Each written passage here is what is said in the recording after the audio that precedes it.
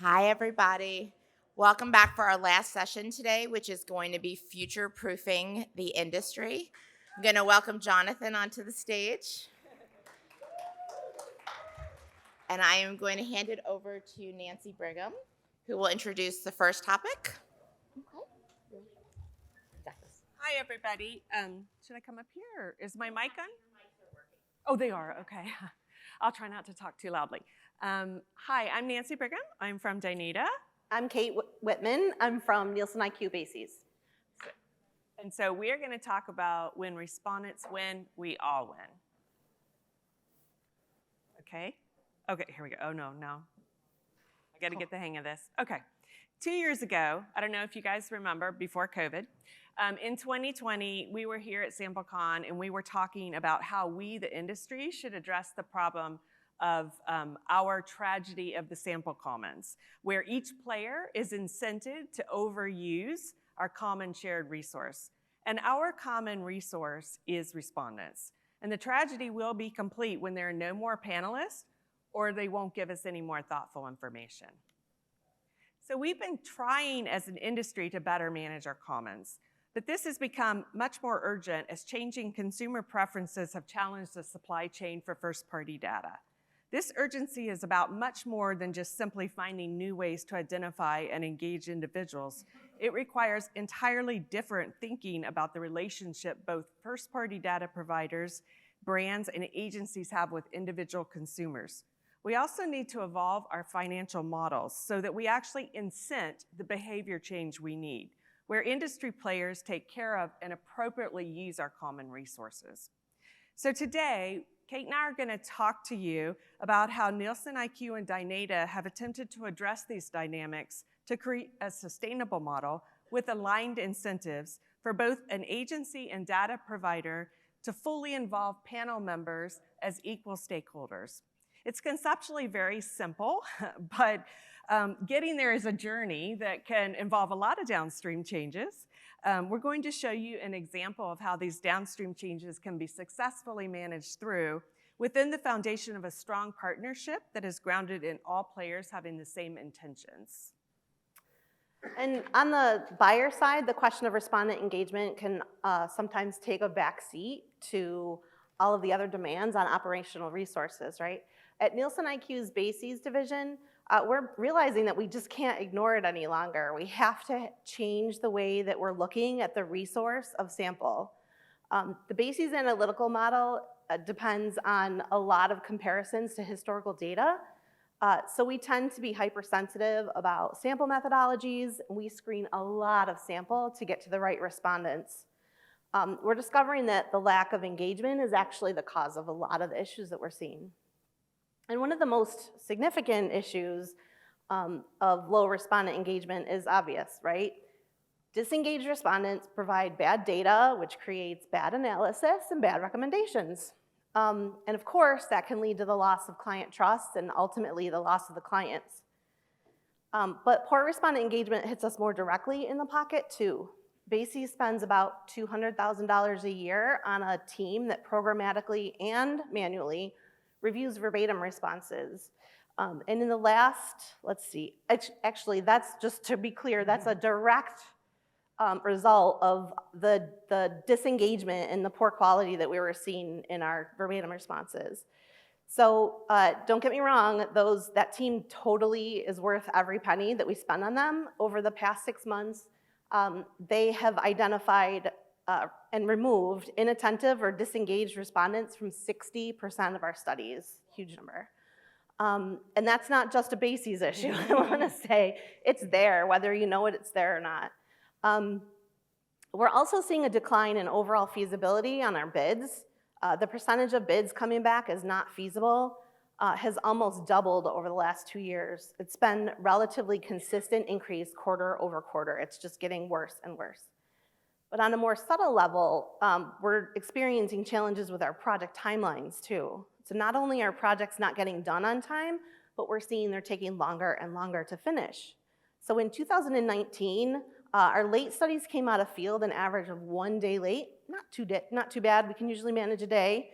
But over the past couple years, That number is slipping, it's increasing. Our late projects are coming out of field multiple days late as an average, sometimes 3 or more. It's definitely getting worse. Late studies and extended field periods create more pressure on the client services teams to do their part quicker. They have less time to do all of that. And that makes added pressure on them, and we end up losing people. We have turnover because of it.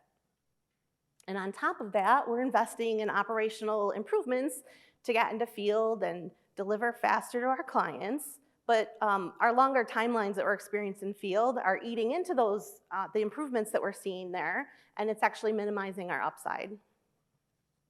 So there's a lot of issues that we have on both sides. I'm not going to cover the ones that we all know about: data scarcity, privacy is a problem, trust is declining, competition for people's time is increasing, all the things that people have talked about already.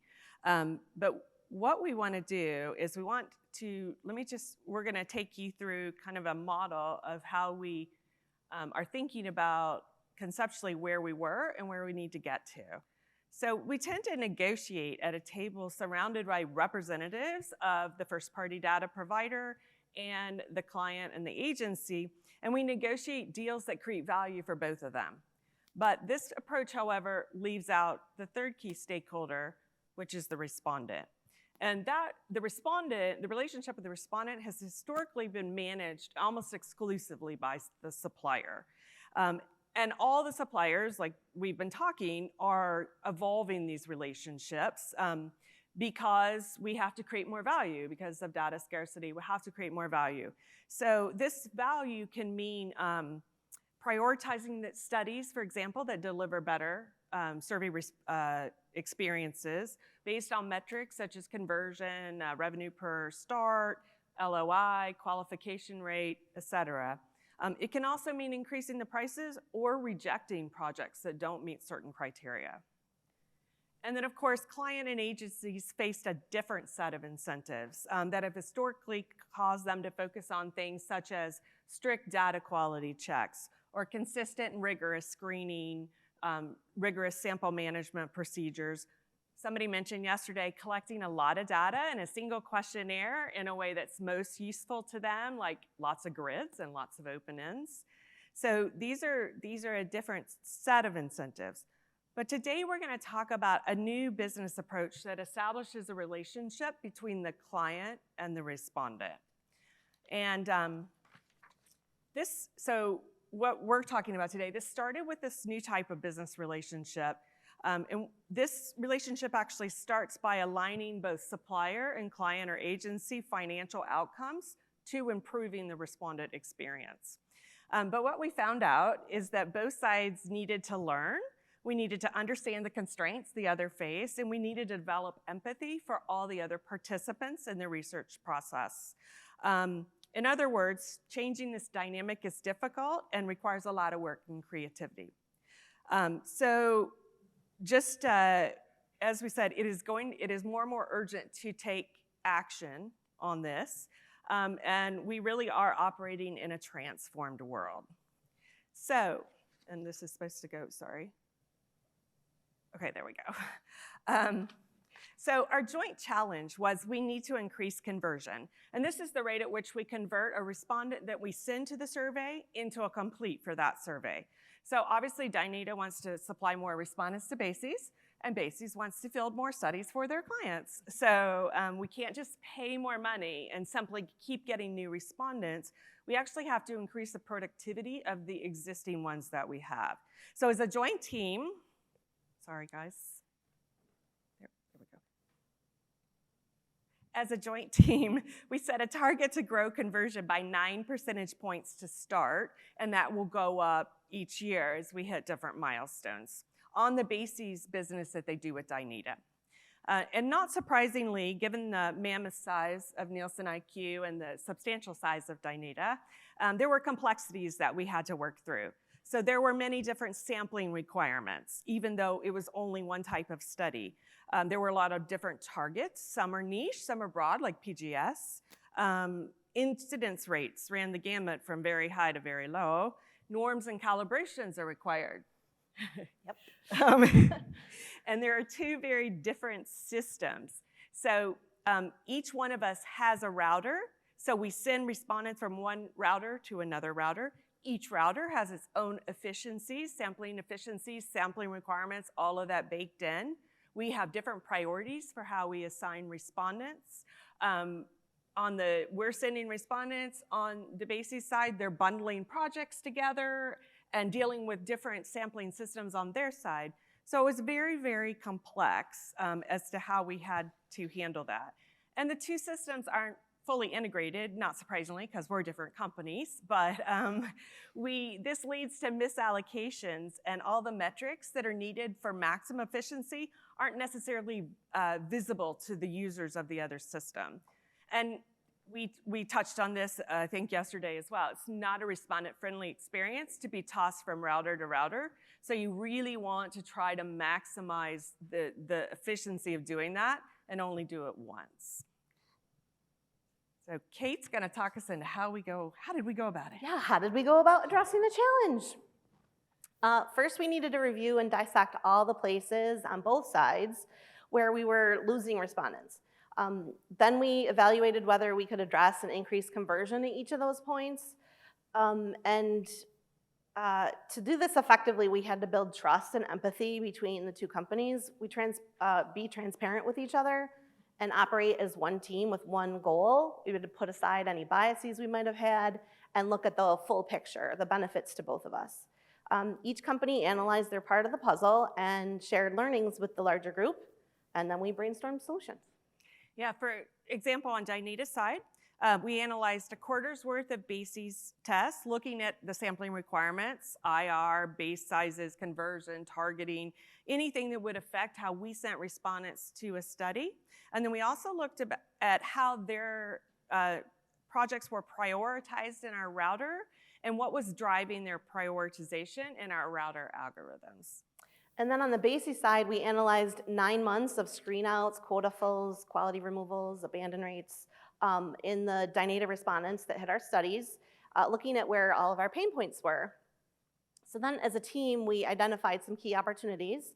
So things like doing more targeting and less click balancing, high screen out points for our standard screeners, sampling requirements duplicated in both systems, leading to working at cross purposes. Then we brainstormed solutions. We were looking for efficiency, of course. Everybody's looking for efficiency. Creative solutions, being very open to doing things differently. And for example, we looked at moving standard screeners from the BASIS router to the Dynata router and what benefits that might bring. But we didn't necessarily take action even if there was an opportunity. It had to make sense, right? It had to make sense on both sides. Mm-hmm. And we had to prioritize based on the ROI. And so moving away from click balancing, we identified as a key priority, as we thought this would help a lot with conversion. So the key need for click balancing here is to understand the demographic composition of a target audience within the general population. However, the way that we were approaching this was leading to a lot of wasted samples, especially with low IRs. We did a pilot to understand what the impact on conversion would be if we instituted a soft launch procedure to collect the target composition information and then set quotas in field and targeted on those quotas.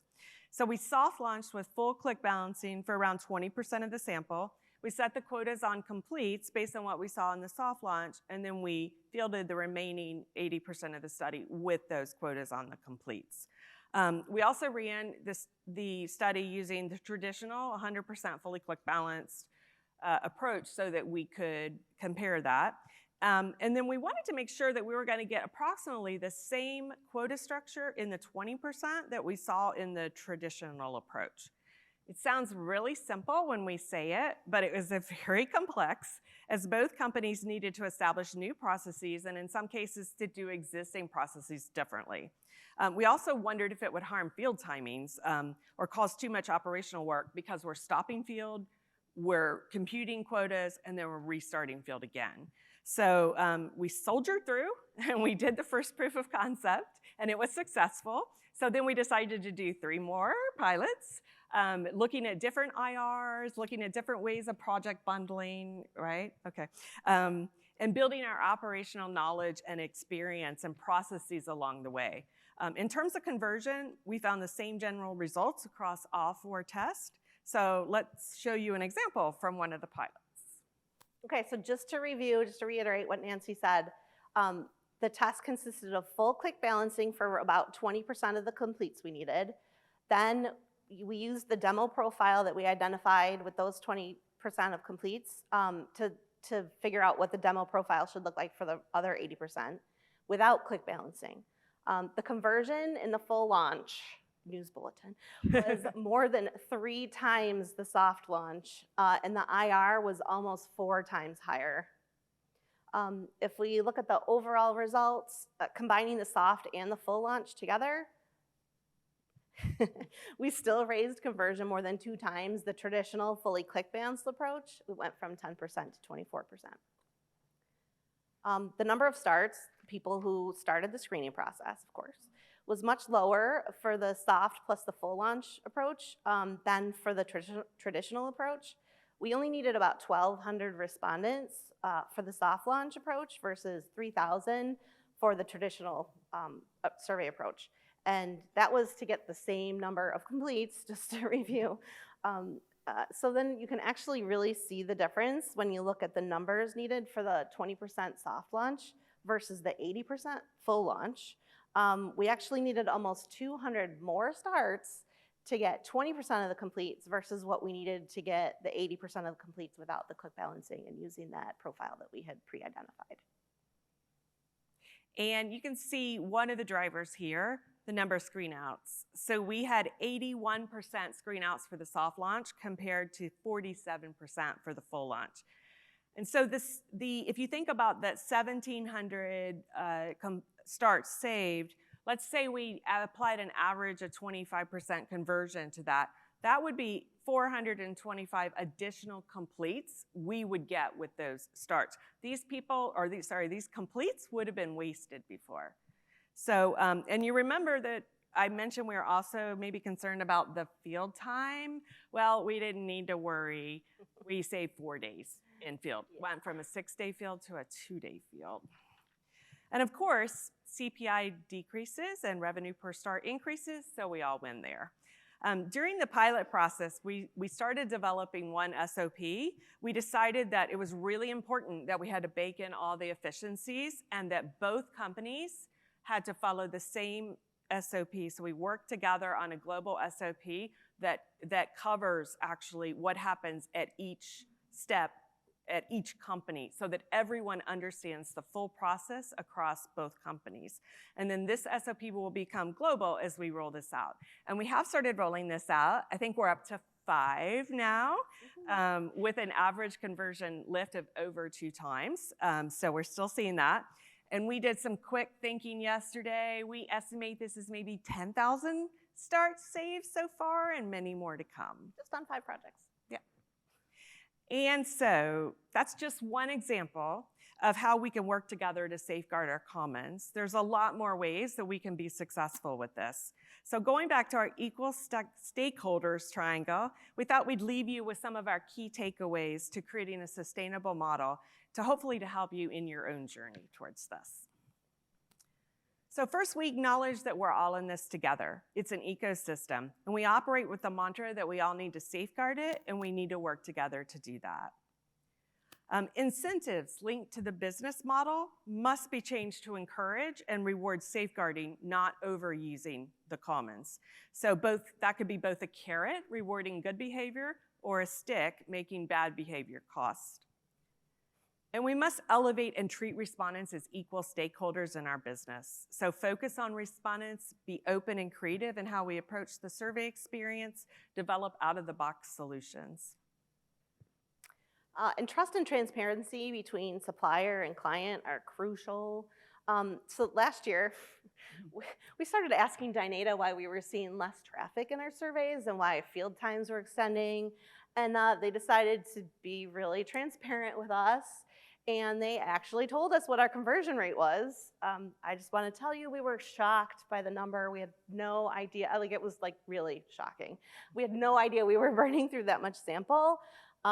And you can't fix a problem you don't know exists, but no one wants to piss off their client, right? By telling you suck, fix it.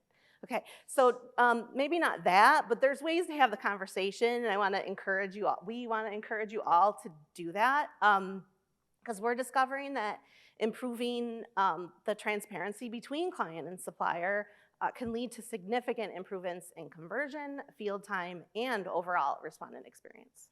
And there's something that struck me as we were working through this. So we've been working through this for a while now, like 9 months or so. And we meet weekly as a team. And as we were working through it, it kind of struck me that there had been a shift over time. We started as client and supplier, we went to partners, and then we actually ended up at one team. And we felt like we were on the same team. And not only did it get better results, but it actually felt a lot better. I felt like we all got more energetic and enthusiastic after that. And next, we need to cultivate an acceptance of imperfection. It's hard for me to say that. But we have to just accept the fact that there's going to be some imperfections in the process. We can make so that we can make the gains that we want and need. It's like maybe a little more variability in some of the quotas, for example, and a little less precision on the profiles. But the upside is just tremendous. And then what do we end with? We end with happy clients, suppliers, and respondents. Thank you. Thank you, everyone.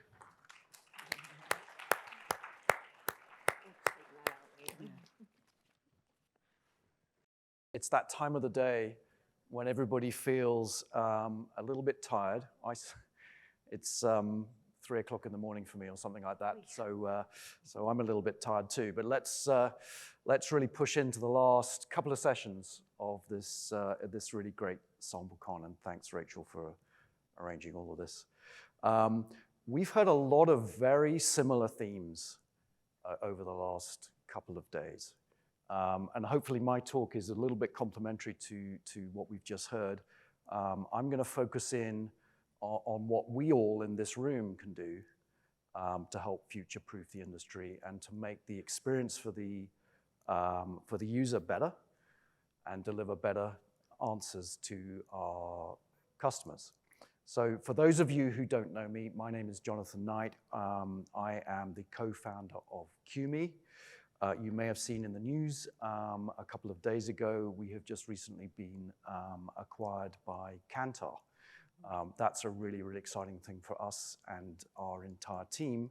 And it will help us to hopefully deliver a few of the things that I'm going to talk about this afternoon. So what do survey buyers want? They want this intimate conversation between them and a user, a profiled person that they want to talk to. They want this really nice fireside chat in a relaxed and engaged way. That's what people want. And what do our survey participants want? They want a reasonable experience. If you use your phone in any other way other than doing surveys, you'll find amazing experiences, whether that's games, whether that's ordering an Uber or food or whatever it is. These experiences are really good, and we are all competing against that standard. But what do we actually get? We get this, which is a complex ecosystem where buyers are placing things into marketplaces. We have some resellers, we have sellers, we have people, we have bad people that we're trying to keep out of the ecosystem. It's a complex landscape, and there's lots of API communication between the different parties. And that is leading to a tremendous amount of friction.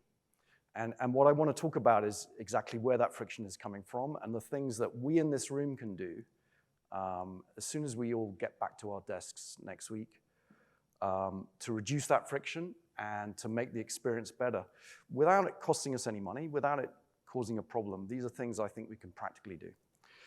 So what I wanted to do to illustrate what I was thinking about was to actually take people through a real experience.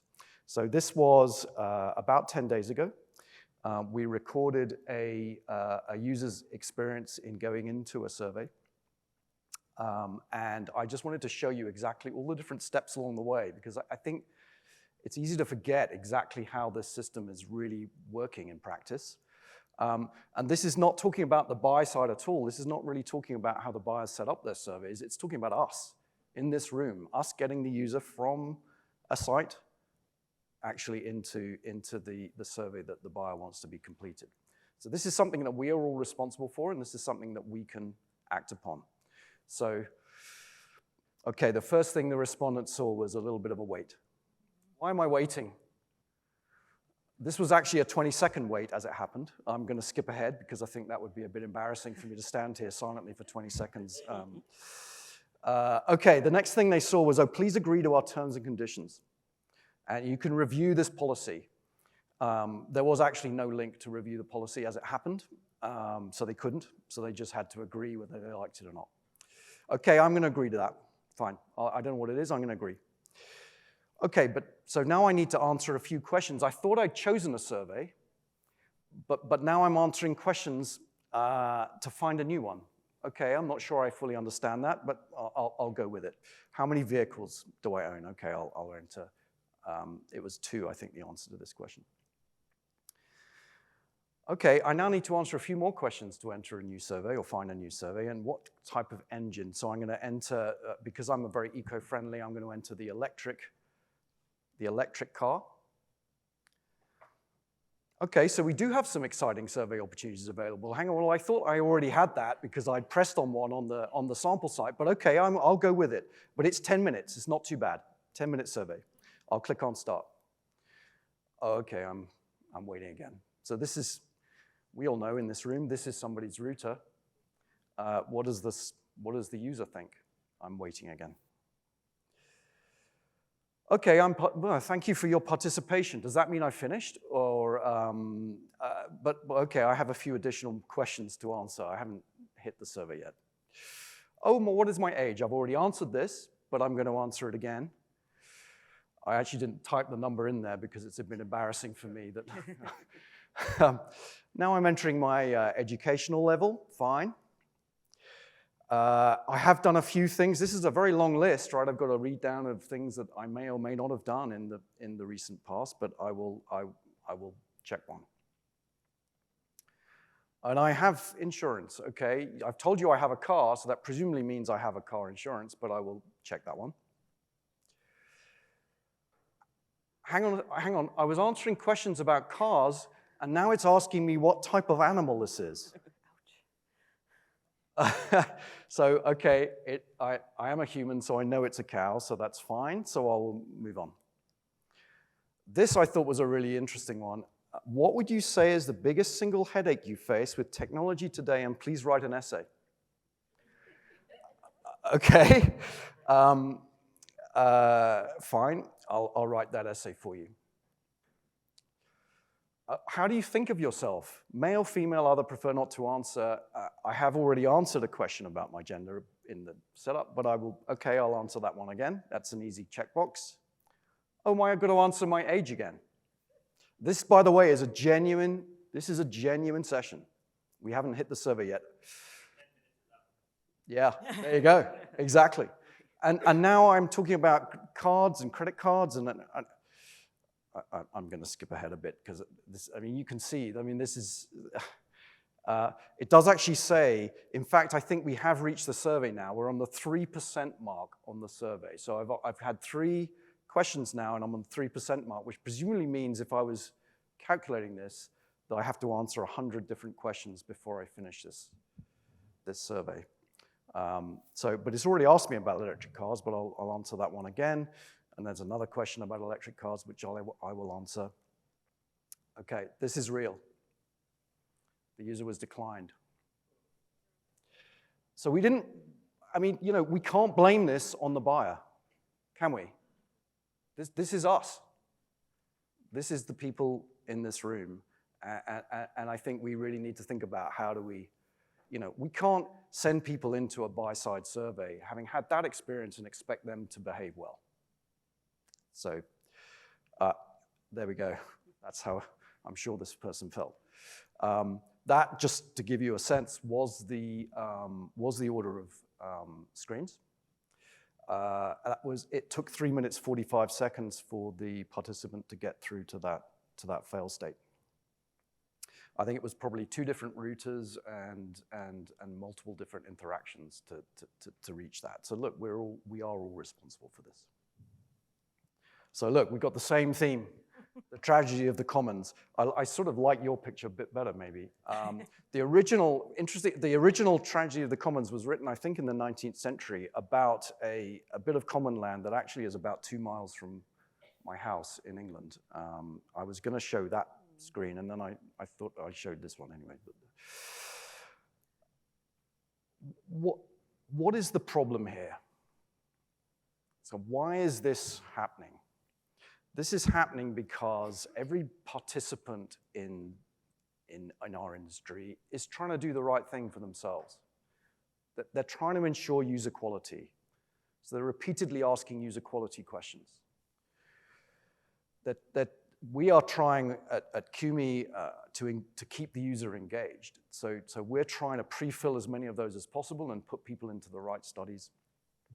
And we have this massive friction. So instead of having this nice campfire chat, we've got this really painful process before we even really start to gather data. And I think these are things that we can really fix. This is, as I say, this is on us in this room. We haven't even got to the survey yet. We can do things. So what I want to try and do is produce some actual actionable stuff that we can go out of this room and really think about that will actually benefit all of us. So each participant in this whole ecosystem can benefit from the changes that we can all make. And I picked out 3 or 4 of these things, but I think there are more. What I think is important about this process, and I'm committing, today that we are going to start really pushing this, is that we actually don't just come back next year and go sample quality and we can't get users in. Let's really do some stuff. The first one that we picked out is let's figure out how we can pass information down the chain that is actually going to be trusted. We know our users. We have 50 or 60 data points on them. We know their age and their gender at least. We really surely shouldn't be having to ask those repeated questions again. Let's figure out how it can come from the panel provider all the way through to the buy side and get injected into their data set so they don't have to do any work. And it's a much less, we don't have to ask those 2 questions again and again and again. Quality, I think, is clearly a big topic. We've been flagging it for a long time. We focus on it. It's an expensive part of our business, being focused on quality. But I think we can probably all agree that if someone has passed some quality checking questions, do we need to ask every single time they go into a survey? Can we not assume the next time that maybe they're still okay? Maybe we only have to ask this 1 in 3 times. Let's work out how to make. We obviously need to check people, but let's work out how, once someone has been trusted, that they can continue to be trusted for a period of time before they're checked again and again and again. Some of these problems come down to survey setup and how the quotas work. We need to figure out a way that we can actually send that information back up to the chain, to the buyer, so that they can actually take action quickly, so that, again, users' time and effort isn't wasted.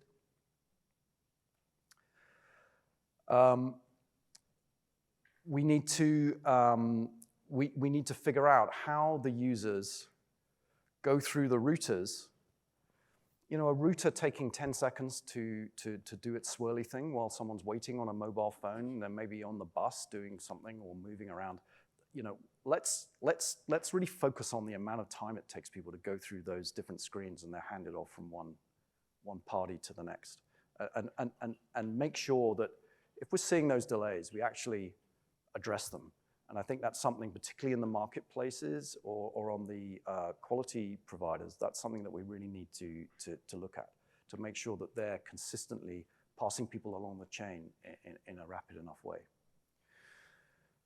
So as I say, look, this is on us. We can change this. It's harder on the buy side to change things, but these things are in our hands, and so let's really make an effort this year. And I think we need to learn a little bit from the ad tech industry. The ad tech industry had all sorts of problems, and they worked together as an industry to create some standards. I think Samplecon is a great umbrella organization for this. I'm looking here at the expensive seats in the front that Ted's sitting in over there. Let's dedicate ourselves to actually figuring out how we can fix some of these really simple problems that will genuinely transform the way respondents come through the system and their mindset when they actually come to answer the questions that matter to the buyers. So we're very happy to put our hand up and be part of that. I would love other people to join that initiative. So I'm going to start hassling people pretty shortly so that we don't have to come back here in a year's time and hear the same tale. So there we go. We're going to hopefully, let's get together and fix some of these really, really basic things that will transform our industry and hopefully make things better for everybody. Thank you very much.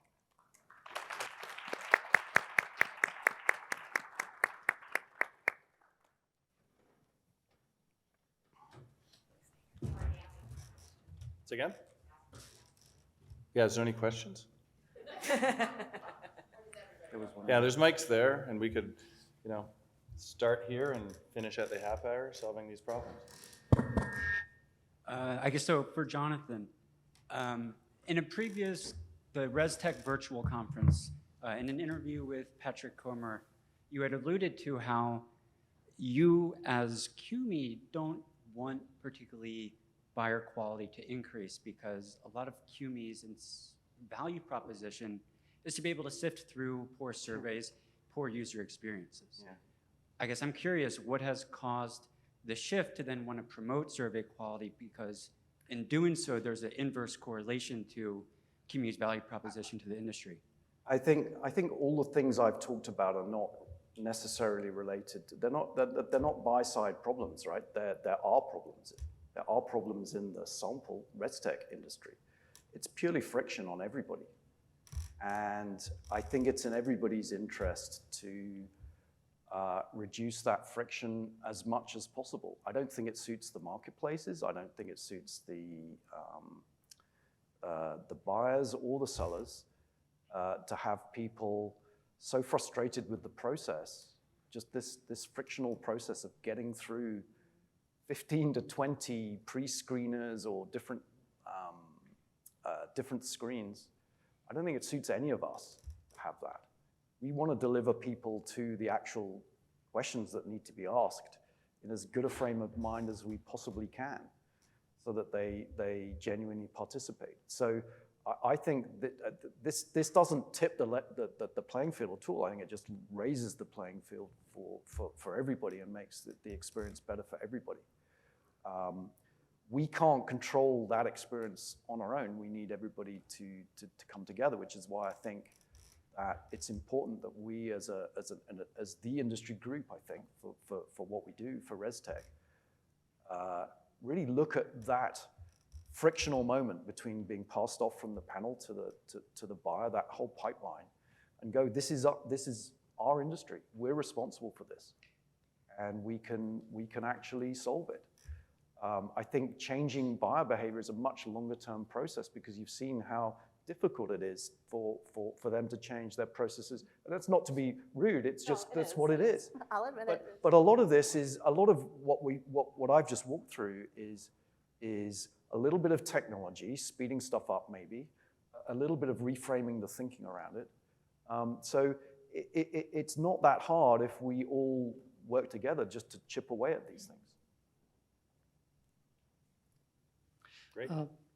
First of all, kudos to all of you for doing things and finding ways that you can increase conversion rates as well as improving the respondent experience.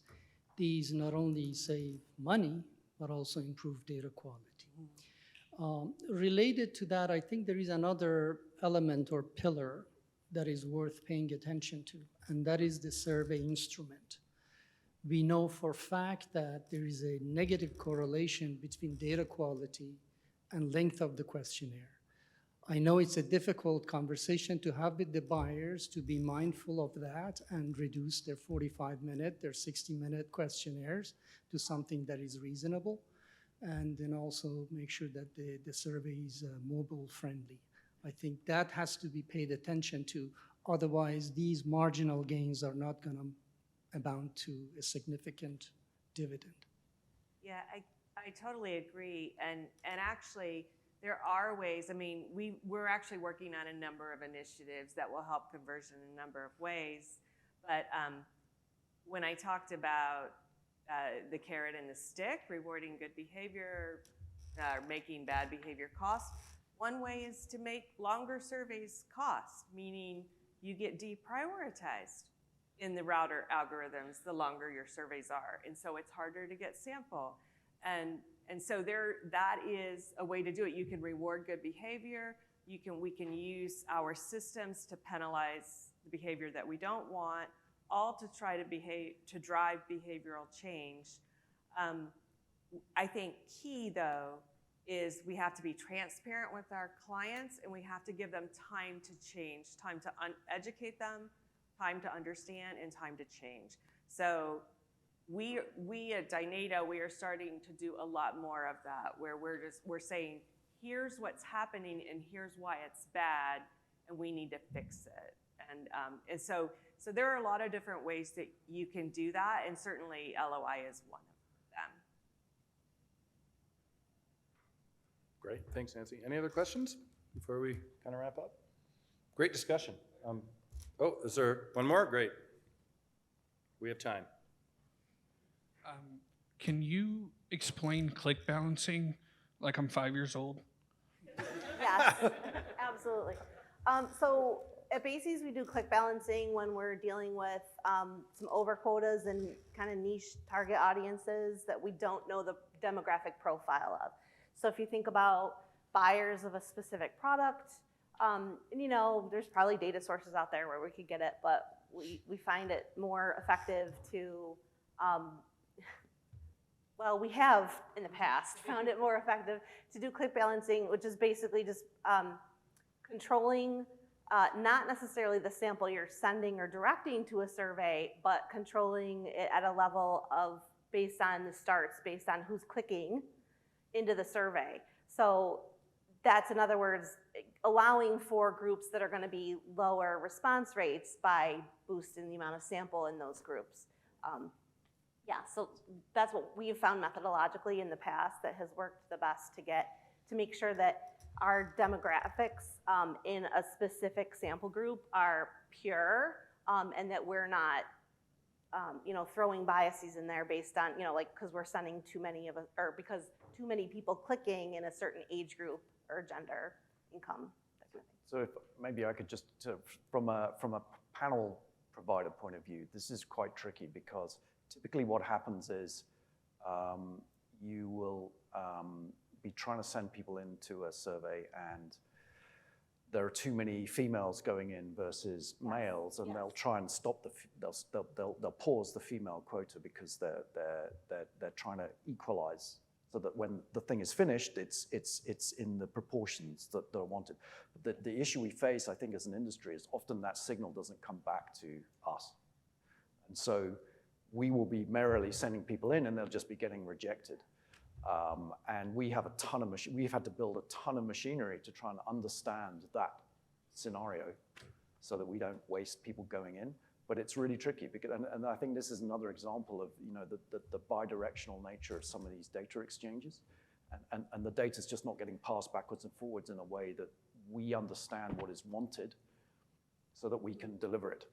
And that's why these things get quite difficult. Yeah, and that's the transparency that we're talking about. Yeah, exactly. We spent a lot of time talking about processes on both sides and saying, oh, I didn't understand you were doing that. Or, oh my God, okay, that's not good. Like we just didn't have that transparency until we sat down as a team, one team, and talked about it. Thank you for asking that question. Yeah, it's great. Excellent discussion, guys. Jonathan, Kate, Nancy, thanks so much. Thank you. Thank you. Yeah,